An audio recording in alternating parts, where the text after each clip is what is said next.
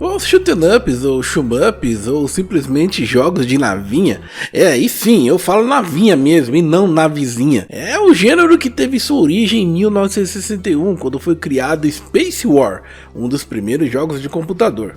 Mas foi Space Invaders, lançado em 1978, que se tornou o mais conhecido e que leva até hoje o crédito de precursor do gênero. Daquela geração pra cá, inúmeros jogos do gênero foram criados e muitos deles ganharam franquias conhecidas até hoje. E para o vídeo da vez, trago para vocês os jogos de navinha que joguei no decorrer da minha vida e o que considero os mais marcantes para mim. E espero que entre esses jogos tenha algum que você tenha jogado bastante também. E como de costume, reforço dizer que há uma lista pessoal, beleza? Mas antes de começar, peço encarecidamente para que deixe seu like e sua inscrição, pois isso me ajuda bastante e me anima a trazer mais conteúdo para vocês. E se no final você não curtiu o vídeo, é só você tirar o like e a inscrição e ficar de fora do meu torneio de asteroides lá no bairro do Chris. Agora, se você vai continuar comigo, chega mais, aperta o cinto, coloca o seu capacete e bora decolar aqui no Retropoint.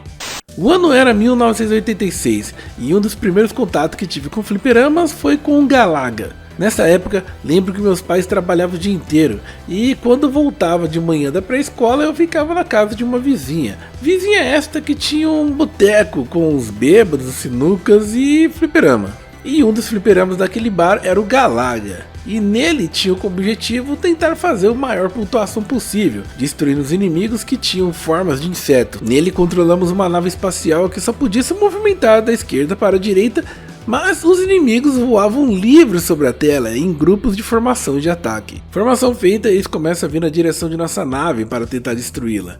Cada esquadrão inimigo possuía 4 naves mães, que tinha a capacidade de lançar um raio que era possível capturar a nave do jogador, fazendo com que ele perdesse uma vida. Mas a minha cabeça explodiu quando descobri que se acertasse a nave mãe sem acertar a nave capturada, a mesma era devolvida ao jogador e se juntava a ela em uso, possibilitando assim um tiro duplo.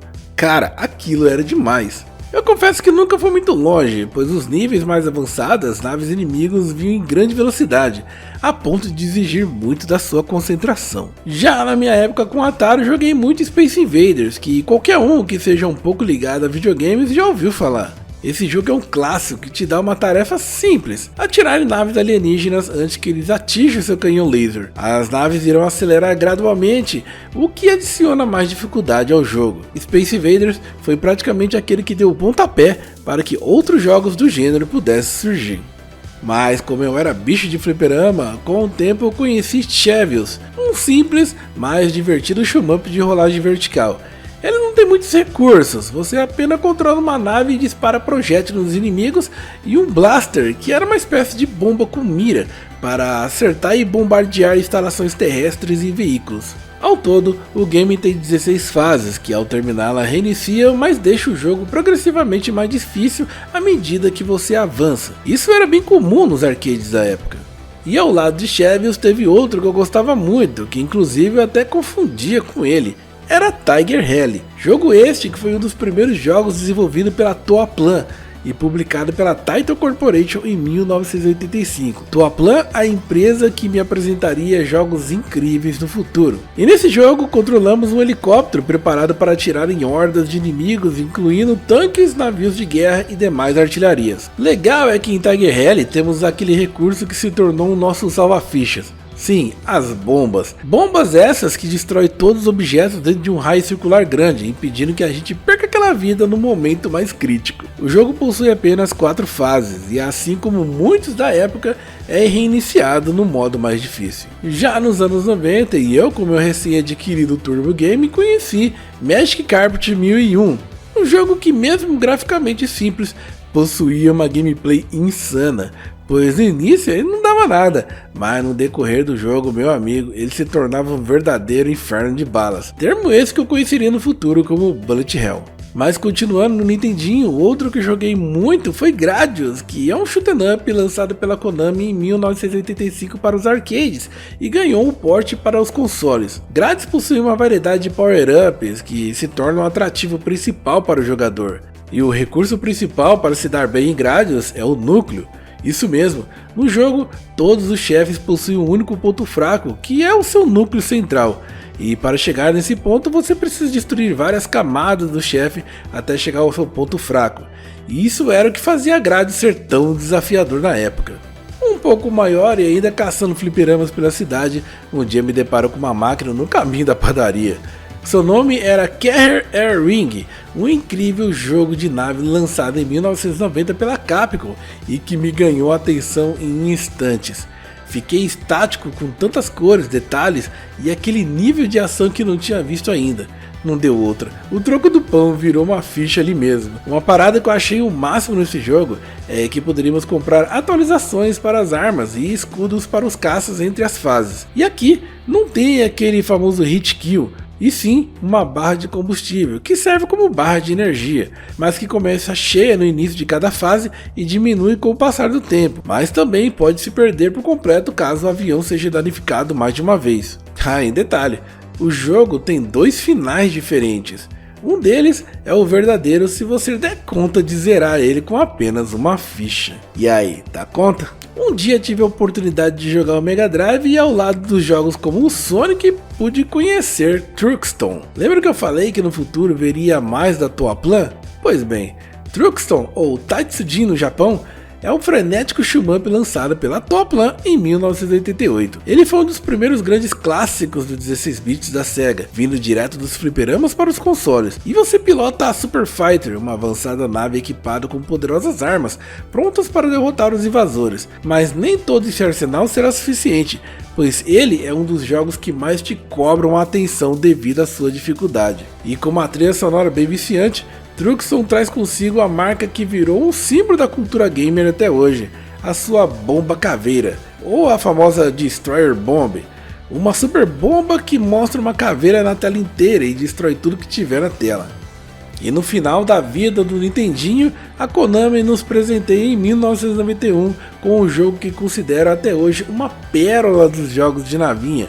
Estou falando de Crisis Force. Jogo este que nos apresenta uma Tóquio que está sob o ataque alienígenas e apenas um casal de personagens pode salvar o dia. O interessante é que ele tem uma pegada bem de anime, que dá mais empolgação para jogar. O game possuía 7 fases que só ficavam cada vez mais difíceis com o decorrer do jogo. Os gráficos são um show à parte, é uma mistura de paralax super rápidos com tiros, luzes e cores que faziam você duvidar que ele era realmente um jogo de Nintendinho. Um fato interessante é que a Konami, na intenção de levar as especificações do hardware ao seu limite, utilizou o chip VRC4 personalizado para permitir a rolagem de 4 vias, ou seja, dando muito mais poder para o cartucho, podendo assim o jogo ter até chefes grandes na tela. O jogo poderia ter sido um grande sucesso, mas como foi lançado no final da vida útil do Famicom, já com o seu sucessor, o Super Famicom já lançado, Crisis Force não alcançou a popularidade que a Konami esperava, mas ficou o seu legado. Já na minha fase Super Nintendo, que diga-se de passagem foi bem tardia, tem 2 jogos que eu amo de paixão até hoje. O primeiro é X-Lay.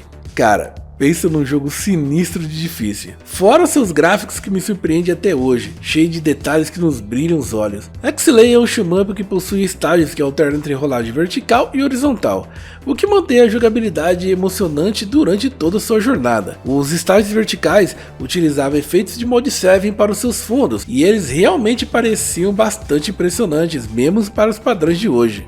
Outro que virou minha paixão no Super Nintendo é Macross Scrambler Valkyrie, que para mim é um dos jogos do Super Nintendo mais bonitos de todos os tempos na minha opinião, e eu até diria que seria um dos shooters visualmente mais impressionantes daquela época.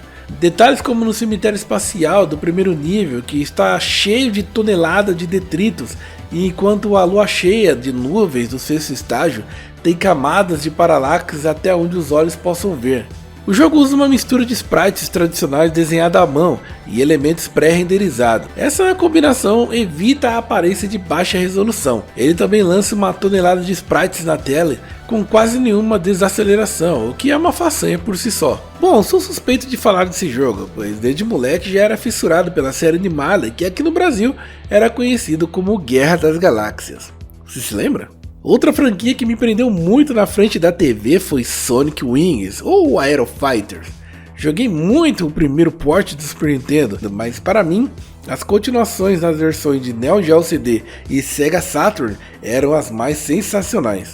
Era legal ver que cada jato representado por um país com uma dupla de pilotos que possuíam elementos do mesmo, como por exemplo o queridinho de todos, o Ninja Hien, com o seu FSX que atirava shurikens e pegando com power-ups atirava kunais com mísseis teleguiados. E que falar da sua bomba, que era uma rajada de luz que salvava a play de qualquer um, hein?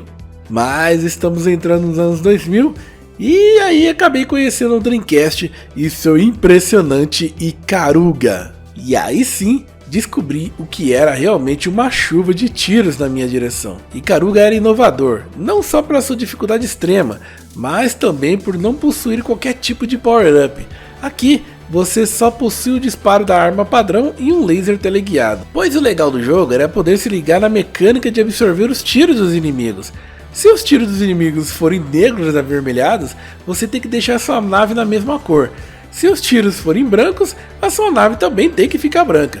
Já no caso de você atacando, o seu inimigo for branco, você tem que usar os tiros vermelho escuro, para o dano ser maior e vice-versa. Já as balas absorvidas contribuem para carregar o ataque laser teleguiado do jogador. O poder de ataque aumenta em um nível para cada 10 balas inimigas absorvidas. Cada nível é igual a um laser, sendo que podem ser armazenadas no máximo 12. E querendo ou não, o laser teleguiado é 10 vezes mais potente que o tiro padrão. Fazer essas trocas em meio a uma chuva de balas era muita doideira. Agora esses aqui, eu só fui jogar fora de época mesmo, fui conhecer depois, mas me diverti como se fosse no lançamento. Estou falando de Steam Hearts, que foi um daqueles que eu confesso que não foi simplesmente só por causa de ser apenas um jogo de navinha. Vocês vão entender. Pois o jogo em si é só um shmup, mas é um shmup eroge. Acho que dá pra entender, né?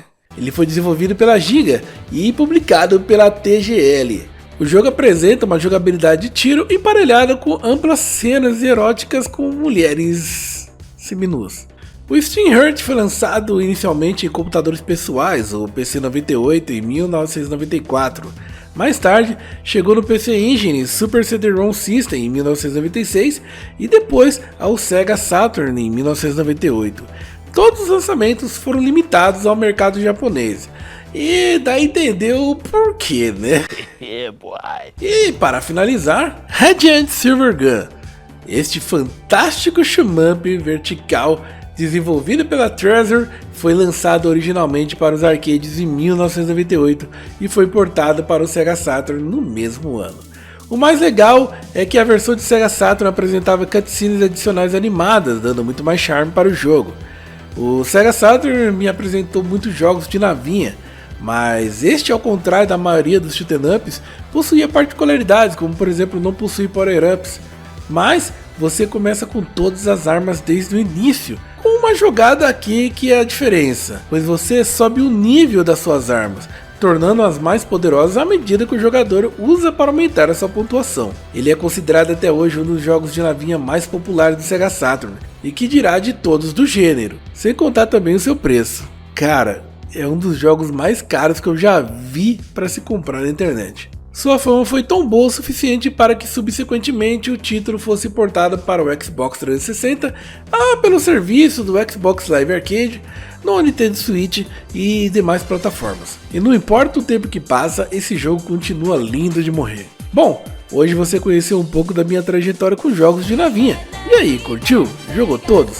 Se sim, coloca nos comentários aí, beleza? E se caso deixei algo de fora, comenta aí também, mas sempre lembrando que foi uma lista pessoal, beleza? De repente, quem sabe eu faço uma parte 2 da escolha de vocês, então o poder é de vocês. E se você gostou do vídeo de hoje, deixa aquele joinha para ajudar o canal. Se é a primeira vez que está chegando por aqui, não deixe de se inscrever, compartilhar e favoritar para que os amigos também possam conhecer meu trabalho.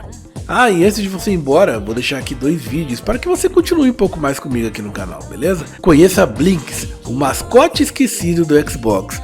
E o outro, assista as propagandas mais interessantes do mundo dos games. Aquelas propagandas loucas que a gente encontra na internet, você vai curtir, beleza? No mais, nos encontramos no próximo vídeo e até a próxima aqui no Retropoint, o ponto de encontro de quem curte videogames.